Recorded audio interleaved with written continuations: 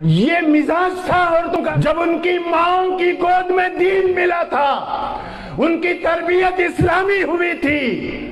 आज की माएं अपनी गोद में औलाद को लिटाकर गाने गाती हैं लोरी के नाम पर, टीवियों में नाच देखती हैं, तो फिर वो बच्चा शाहरुख और सलमान को अपना आइडियल बना के जिंदगी गुजारता है। और जब माओ की जिंदगी में दीन था तो गोद में नहीं, कोख में पलने वाले बच्चे भी हाफिज कुरान बन जाते थे। मेरी माओ और बहनों और मेरे बुजुर्गों, जब जिंदगियों में दीन था तो माँ के पेट में रहने वाला बच्चा 15 पारों का हाफिज बन के निकलता था।